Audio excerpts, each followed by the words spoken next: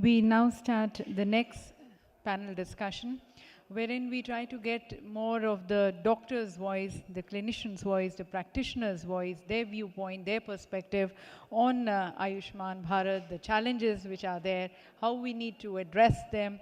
For as everybody has been reflecting, that everyone stands with the consensus that this is a theme, this is a scheme which needs to be implemented in the best interest of our people, in the best interest of our country. But how do we now make it happen? So we herein invite the views of the practitioners, of the doctors. Once again, may I request the moderator of the session, requesting Dr. Bobby John to please join us. Our eminent speakers of the session, Dr. Raja Dutta, the Chief Operating Officer, Sharda Hospitals, who has spent more than 2 decades individualizing and industry-wide shift to the healthcare, positioning it, and they are leaders in the not-for-profit healthcare in the country. Our next eminent speaker, Dr. Shakti Gupta, Professor and Medical Superintendent, All India Institute of Medical Sciences, Delhi. He's a teacher, mentor, researcher, hospital administrator who has been pivotal in defining the role of healthcare administrator in the delivery of quality healthcare. Dr. H.S. Chhabra, the Medical Director and Chief of Spine Services, Indian Spinal Injuries Center, a renowned orthopedic spine surgeon who pioneered the laser and endoscopic disc surgery in India. And inviting now Dr. D.K. Agarwal, the Senior Consultant Nephrologist at the Indraprasth Apollo Hospital, Delhi. More than 19 years experience in the field of nephrology, and he has worked in various institutes of repute, Nizam Institute, Sanjay Gandhi, and the other institutes. He brings in a lot of experience and expertise. So with that, I would like to hand over to our moderator, requesting Dr. John. Thank you, gentlemen, for making the time to be with us this afternoon. Each of you has got busy schedules, either seeing patients or running hospitals and managing your patient loads and throughputs. Thank you. Thank you also to the audience who's been bravely sitting through the post-lunch slump session. I believe the minister has woken many of you up, and if you haven't been woken by him, before that, you were woken up by the previous panel where we had some very interesting conversations about where primary health could go. This session, we focus on 4 very eminent clinicians. And the question that we have for them is, or the point that we will discuss is, what role do clinicians have in the formulation of these large ideas around the health of 1.3 billion people in India, and how do they figure in the system other than just being part of the corporate sector, which is part of the Ayushman Bharat ecosystem. But before I go to them, I had promised some people, I had promised the entire room that there would be another round of questions that we would kind of ask. And so therefore, turning it around again, which I'd done right in the beginning, I want to ask the audience, collect some questions, and then come back to answering it together and also then structuring it around us. So therefore, here's your opportunity now. I don't have the lights, so I can't see too many of you. Now the lights are away from my eyes. And given that, again, we have a panel of men, no problems, but there's a larger issue. There should have been at least 2 women out here to reflect at least our population structure. I would ask, ma'am, your question first, please. Can somebody give the mic to Dr. Mamta here from Maharaja Agrasen Hospital in Punjabi Bagh? Yes. She had a burning question before too. And so therefore, yeah. Thank you. Hi, everyone. Congratulations for the Ayushman Bharat program. The thing is, it's a beautiful program, the concept. And the operationalized challenge is the tertiary care hospital, implementation of the program in tertiary care hospital. Why it is so? Tertiary care hospitals are not available of quaternary care in the, except the metro cities, tier 1, tier 2, tier 3 cities. So quaternary care and the tertiary care hospitals, the procedure which we are doing, costing a lot. We are not, we maintain the quality. Obviously, quality comes with a cost. Second is the manpower cost. Question. The question is how we can reduce the cost coming to the procedures, which is happening in the tertiary and quaternary care. So one, Dr. Nagar said, but I don't know how it is going to be implemented. Fair you enough. know, that's the thing. Right, thank you. The mic will be taken. Sir, introduce yourself. I am Dr. A.K. Kaushik from Varanasi. From Varanasi. Okay. I am running primary, secondary, and tertiary care hospital, all three. So, I have a very genuine question. Should I continue? Yes, please, you go ahead. I have a very genuine question. I had 3 patients yesterday. One was perennial abscess, perennial gangrene in fact. Another was a patient of hypertension with diabetes, landed into the, with urea creatinine amounting to 6.5 and 200. And the third patient of a spinal injury, somehow operated outside 3 months back and Question, came with sir. the complications. Sir, it's a very genuine question. All 3 patients came. One were registered into the Ayushman Bharat, 2 were not registered. They were BPL patients, but they did not have the Prime Minister's letter, probably that is required for the engagement into the Ayushman Bharat. So, how to avail the facility of Ayushman Bharat in such cases where patients are not having this card and they are taking 3 months to give this card to them for treatment? Fair enough. There. Good evening, everybody. I'm Dr. Dhruv from Amritdhara Hospital, Karnal. My question is, do we in the future envision that the rates which have been set by Ayushman Bharat will be adopted by other government-sponsored schemes? Or do we envision in the future that the current government-sponsored schemes will be altogether covered by Ayushman Bharat itself?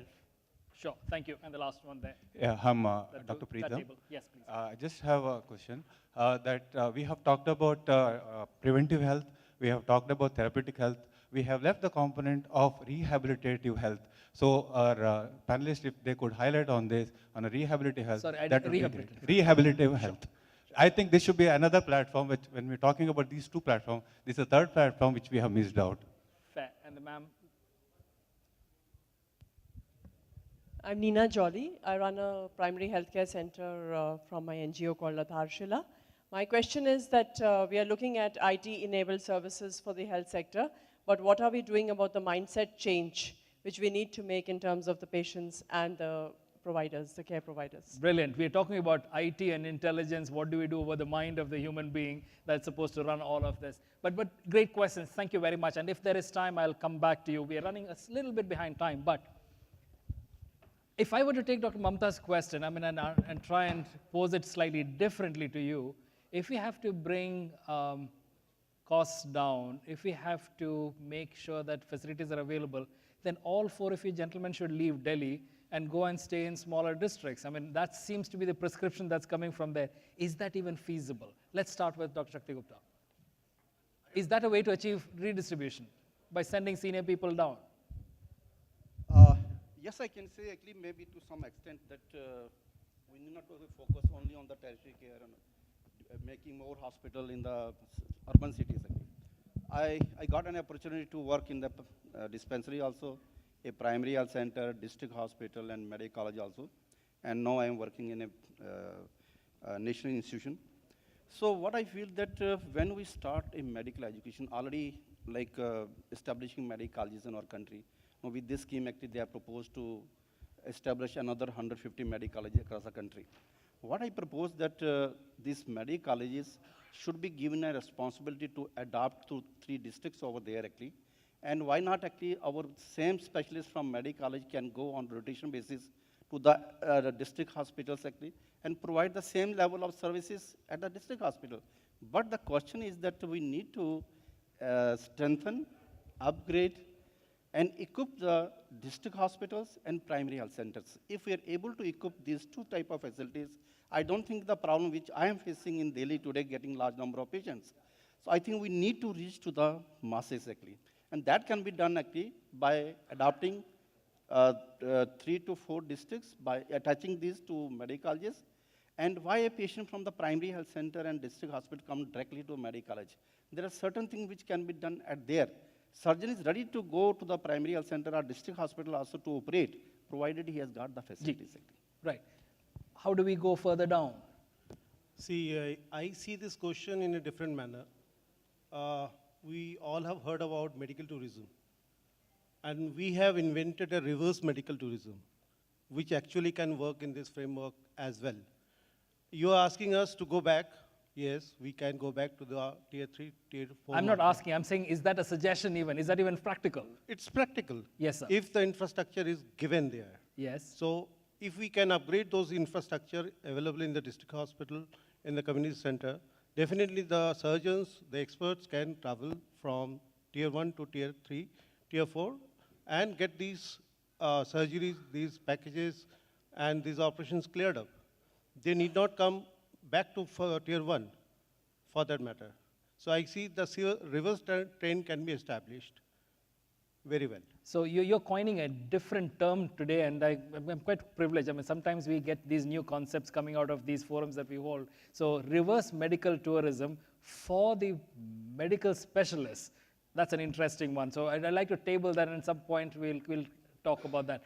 Dr. Chhabra, I mean, ISIC, such an advanced center, do you see yourself as an individual being useful somewhere in the periphery?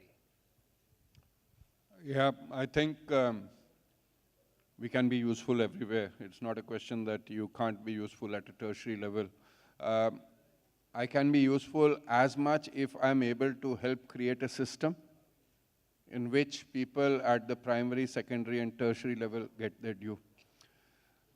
My question otherwise is also, if we are looking at costs, right, we can definitely reduce the costs. We should be able to reduce the costs at the primary, at the secondary, and the tertiary levels as a whole. And how can we do that? We can do that by having a plan, implementing it, monitoring it, right? And then seeing if we are able to get there. I say that because Ayushman Bharat scheme is a wonderful initiative, right? There's been a lot of talk about quality, but if we look into people who are not getting any health service, if we are able to get some health service to them, we are still adding to the system. We are still contributing to their health care. But Ayushman Bharat scheme can't be looked into isolation. We have to look into the whole health system per se, right? And for that, if we need to see, do we have a proper health system in the country where anybody with a common ailment can walk straight into All India Institute of Medical Sciences? Are we resourcefully utilizing our health system where anybody with a stomach pain can go there? My services can be optimally utilized if I get the right kind of patients to me, Fair right? enough. So which tees up the question to Dr. Agarwal. I mean, how many early stage renal disease will you be able to see? See, give me 2 minutes. Yes. If you see in US, the $1 trillion they are spending on dialysis and transplant. It's more than, weapons. Our program, this primary health center, secondary health center, and all that PSC, CSCs, they are not successful. I'm sorry to say that for last many years. It's not, you don't have to be sorry, sir. Yeah. We are all suffering. Now, what I am saying, this is very good news now, and what we are implementing, this should go to every person to give the best care. That is our goal. Every person should get the best care. My suggestions, and I feel as a nephrologist, because we see a lot of patients of which they are very victimable when they are having CKD stage 5, when they are on dialysis transplant, they are victimable for country and for the family and for themselves. Number one, see the telecommunication and all these things, IT, they are having limitations. They cannot replace the brain. If I will not see a patient, I cannot tell this is this, this is this, this is this. To some extent, they are helpful. They should be used. So first thing, all these specialists, they should go outside. There should be a foundation to every specialist in the government hospital, private hospital, like Apollo Hospital, they should visit. For example, I visited Sikkim just a month back, and I saw around 60 patients. And I noticed that you 2 patients require Delhi care, you come there. And you require this care, your doctor will take care. So they can, the primary doctor will see, then the specialist should go to the door of the patients and then they decide that look, because we cannot provide every facility there. If you want to do transplant, in Patna we have done 20 years back and now still there is no transplant there. Sure. We have done 2 transplants. So every facility cannot be implemented, cannot be available at every center in India. So the one line that I want to kind of tease out from what Dr. Agarwal just now said, every person should get the best care. Yes. Because every person deserves That, it. yes. Does that mean every person needs to come to All India Institute of Medical Sciences No, or to that's Noida what- or that's to what I'm Delhi? saying. Now, so which means then that we have to turn the pyramid upside down, the Yes. care provisioning pyramid. Yes. We always say that primary care is the base and then we kind of go up to the tertiary, or now people kind of go up to the 4th level, etc., etc. And we kind of somewhere along the line have signaled that the base level is the poorest quality of care, because that's supposed to be the cheapest quality of care. How do we begin to turn that conversation around, not just in the minds of people, but in the minds of the people in medical training? Because the one who's coming into MBBS today is basically looking straight ahead at 9 years of education and wanting to become a neurosurgeon. Nobody wants to stay at an MBBS, right? How do we even begin to signal that the MBBS is probably the most valuable output of our medical education, because that's serving the biggest need out there, and all of you are specialists? How would you even begin to say that? Yes. Let's start with Dr. Agarwal. Just I want to add what I have said. I did a study of my OPD patients, and I was trying to find out actually how much money they're spending. You'll be surprised that 76% of the patients who visit OPD of All India Institute of Medical Sciences, they are spending out of pocket. This is 76% spent out of pocket. Out of pocket. And they've come from far away. When we ask further details, actually, and they are taking loan, they are selling assets, they are selling cattle, all the way from with one patient, 1 or 2 attendants are always there. And they keep on waiting actually right from 12 in the night till next in the morning, so that they get registered, then waiting before the consultation, then waiting from the diagnostics, then waiting for the surgery. You'll be surprised that in my cardiac center, a pediatric cardiac surgery waiting is 2026. Is this acceptable? There is a waiting of 2 years in urology, 2 years in ENT. In neurosurgery, a patient of brain tumor actually has to wait for 6 months to 1 year. Is that acceptable?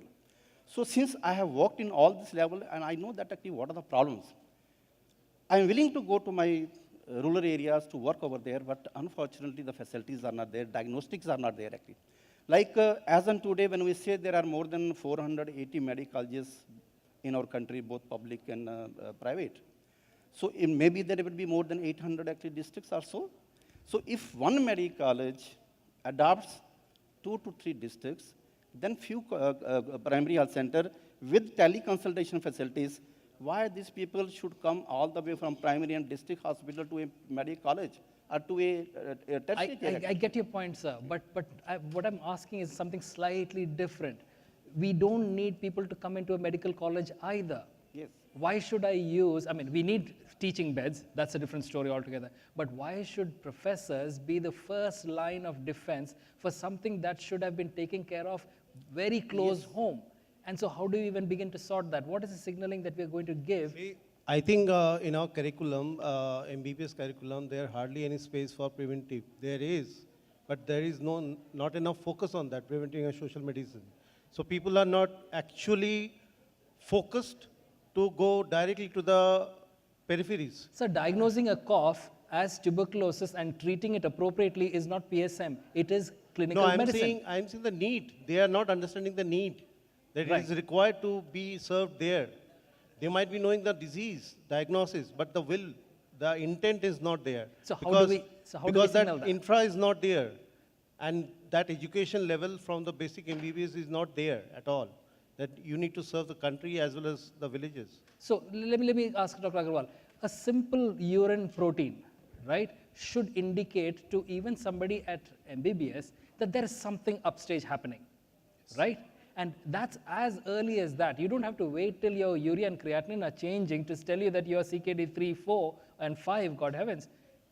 As early as that, you're able to pick up and say, this is something that needs to be tracked down. Yes. How do we signal that? Yes. See, this we have to understand that we have to give weightage on preventive medicine. We are treating the patient, they require treatment. Yes. That is one side. Yes. But preventive medicine is very important. In nephrology, it is very important because we are having certain high-risk groups. You know, I know, MBBS know, any primary health center know. You know, who are diabetic, hypertensive, there's a protein, little trace protein, old age group, they are taking painkillers. So this group we have to see, and simple dipstick test, which is a 5 rupees test, can tell that you are having problem in future. And then you can start ARVs and AC inhibitors. We will give training, and if they're not trained enough to find out which is the problem and what is the outcome at the moment, then we can go a specialist and go. There should be a foundation to every doctor, every super specialist, that you have to go every month to this place and you have to note down. So here's the thing, and I'm going to give a personal example, okay? So in September, I was in New York for the UN high-level meeting on tuberculosis, apex of my career. I did not attend the meeting. I had to come back. My father with multi-organ failure in Cochin. End-stage renal disease, chronic liver disease, ventilated before I came in, doesn't even recognize me as I come in. Chances of survival with Klebsiella, with everything going on, nil. Well, he's alive right now. And he's doing very well. He's on one drug, apart from his insulin. Why do I say this? There were 6 specialty groups that were treating him. And yet, none of them cross-talked. And there needed to be somebody who would take responsibility for a person and say, this is what each specialty is saying, this is what the person needs. Have we come to a point where specialties are so specialized that each of us don't even talk to each other, and the poor patient or the poor individual is left to their own devices, and they don't understand? My father had the advantage of having a son who's an MBBS, nothing more. But outside an intensive care unit, a conference which I said, that's what's going to save your patient's life, not your individual efforts, because you've told me not to pull, you've told me something and I'm saying now we're not going to pull the tubes out. Now, that is an MBBS. The ability to stand by a patient and triage and pull people across and say, you're consulting to me, not to the patient. How do we get that? And in the process of doing our PMJAY 5 lakh support, how do we preferentially make sure that these guys who are out there in the front line are preventing disasters from happening down the line? Now can we talk? Sir. Actually, there are 2 things which are very important actually. First, actually, what are the syllabus curricula is there for MBBS or post-graduate? I'm just start with the MBBS curriculum. You know actually how much the lectures are for the this doctor-patient communication or soft skills actually? Hardly. How many lectures are there on the quality and patient safety at the MBBS level? Because they are not aware about that actually. Because we're not expecting them to take care of people. But actually, these are the things which are missing actually over there actually. Because then another important issue is that a doctor coming fresh, we post them in a primary health center or district hospital, or maybe actually in a dispensary. But he don't know how to manage the dispensary also actually. And the teaching curriculum is totally different, but is actually required at the grassroots level actually. So it is totally a mismatch actually. So what actually, whatever we teach to our students actually, so they like to practice there actually, but the scenario and demographic and disease profile is totally different at the rural area than at the urban areas actually. So we need to have a relook.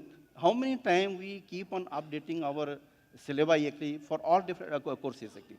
That is a big challenge actually, how we are preparing. Are we preparing them for the urban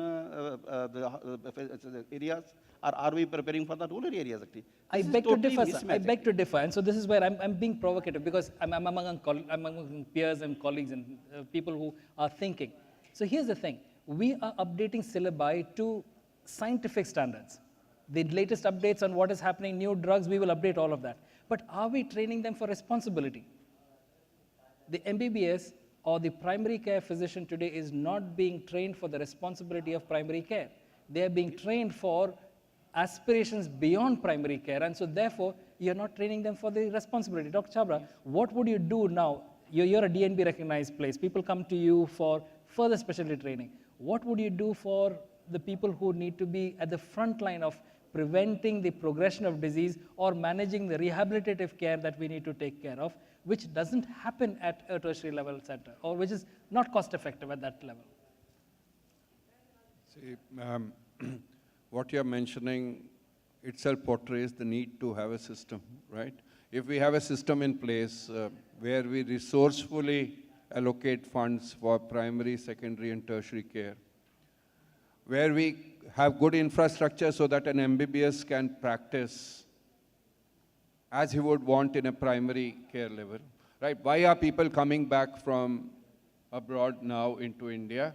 Because they now find that the facilities are there so that they get professional satisfaction in the hospitals, which they didn't get before. Why do people don't go to a primary level center? Because they don't get the satisfaction of practicing there. They don't have the infrastructure and the facilities there. So if we set a proper system and if we enforce it, like a person who should go to a primary level center can't go to a tertiary level center straight away unless he is referred by the primary treating physician, as is the case in countries across the globe. So why can't we create a system? Countries like India, where there is a dearth of resources, there is more requirement of having a system, having a plan in place so that we can utilize it. Now you are talking about preventive measures, right? We are talking in a country where we don't realize that using a seat belt in the rear of the car is as important as using a seat belt in the front seat. Where we don't realize that children need special restraints. We realize, but maybe we haven't been able to brainstorm in it. We need to have brainstorming sessions like these, where we need to brainstorm on a plan for the whole country. We can't eventually reach everything immediately. We have to have a 10-year plan, and we need to move as per the plan so that we can resourcefully utilize. Only then will a primary physician get empowered. Only then will people see that they can get professional satisfaction in practicing as a primary physician, and things will change. So the point of this panel really is this. Each of your specialty, each of you is at a tertiary hospital. If your voice does not come up that says, look, there is a limitation to how much we can take care, and that things have to be done much earlier, people will not pay attention. Because right now, there is a euphoria that there is 5 lakhs of rupees per year per family, and so therefore we will go to the best hospital possible. And I'm not faulting that. Because every person deserves the best care, right? So that demand is not going to come down. How do we shape it? Now that's where senior people like you need to begin to say to the system, or at least we need to develop a consensus that says, look, if you keep pushing everybody to AIIMS or to Sharda or to ISIC or to Apollo, it is not going to work. You have to figure out something else. And so the 5 lakhs does not need to be spent in our hospital, it needs to be spent somewhere else. Now, how do we go about that conversation? Another important actually is that... Sir, Mike, please. I think we need to actually develop a trust and confidence actually among the healthcare facilities actually in the peripheral institutions.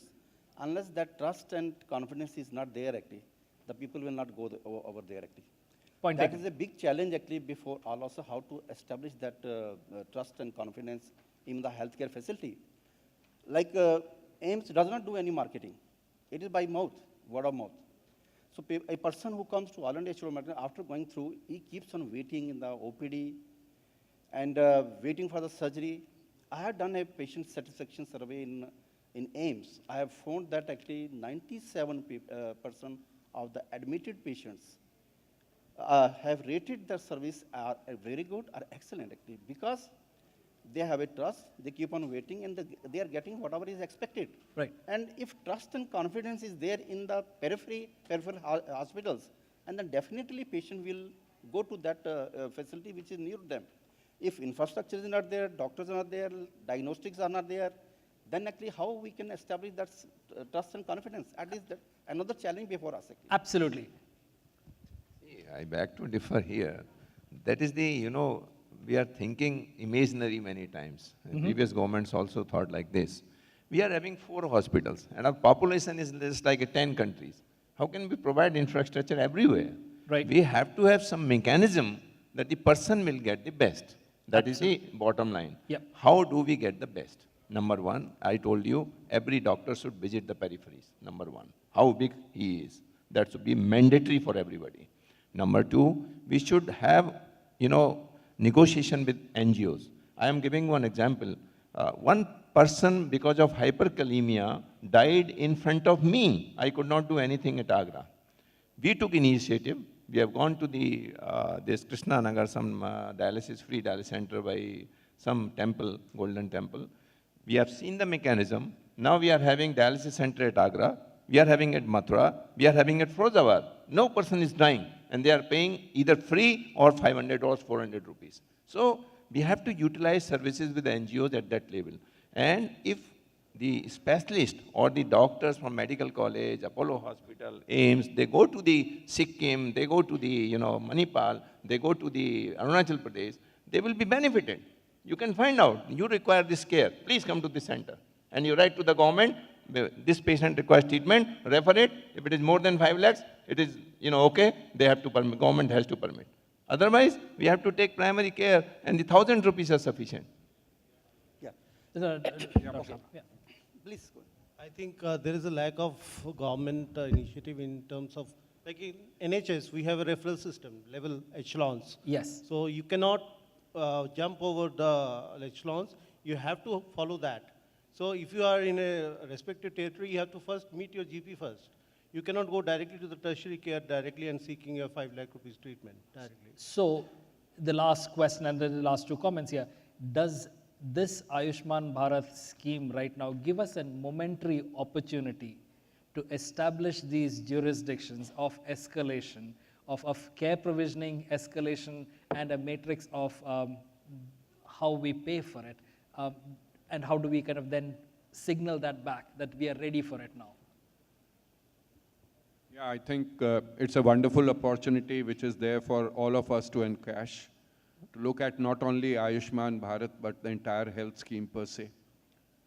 I tend to differ that 5 lakh should go elsewhere. It should be apportioned appropriately at primary, secondary, and tertiary levels, right? And to be able to achieve this, we need to plan, but we also need to look at all 3 components, not only service delivery, but also education and research. Service delivery, we need to prepare, we need to have the adequate infrastructure. In education, we need to create human resource for the requirements of the country, and we need to have a plan for that. And research, why can't we reduce the costs of healthcare? For example, I'll give you an example. An ordinary wheelchair, electric wheelchair in India, motorized wheelchair, is available for 90,000 rupees. We tied up with Pittsburgh University. We came out with a low-cost motorized wheelchair, specially suited to Indian requirements, which could be in mass production at something like 30,000, 35,000 rupees. Similarly, at each level, what are we doing to have research to reduce healthcare costs? And for this, it can't be a doctor who can do it alone.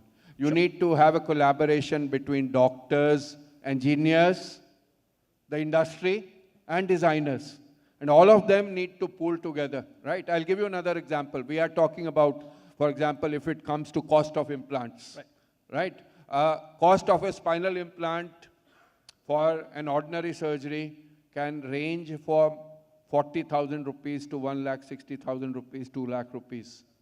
Now, when we talk about quality care, when we talk about giving equal opportunities to the poor as the rich, okay, we are using the Indian implants, but are we not compromising on quality, because most of these implants are made in a single room as the size of a bedroom.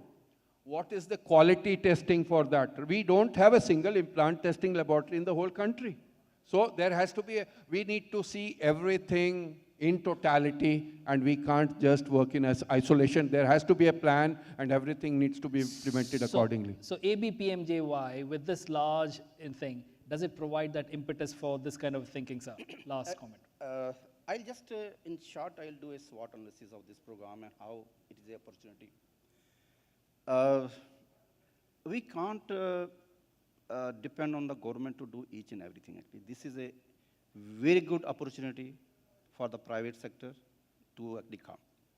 So focusing this activity only in the cities will not help us actually. Unless the private sector comes forward and then they establish the health care facility or hospitals, tier 2 and tier 3 cities, so that people are able to get that facilities. So when we talk of, this is one of the finest scheme which I am a doctor on one side, and I am now full-time administrator. So I'll talk from both point of view. So I did a SWOT analysis of this program. Just mindful that we have got another minute or so. Yeah. So what is the strength in this actually? The strength is that there is a shift from the poor only to expanded approach of vulnerable and deprived. Actually. So this is one of the right. The CEO had already said that. Right? Yes. Then high level of political commitment is there. Actually. Everybody's saying that. Everybody's saying that.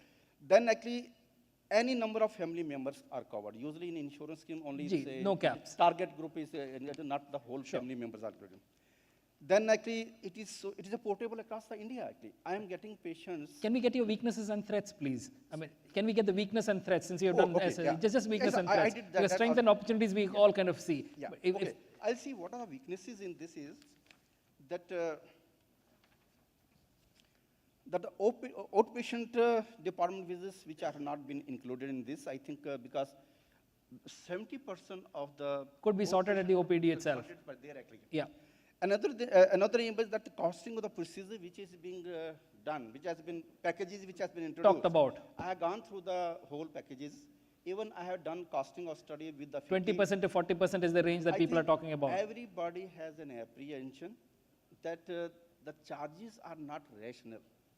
And we need to make an attempt to make it rational. We've heard that, sir. Yeah. And every private sector to whom I am talking, I'm a member of National Committee of FICCI also. G.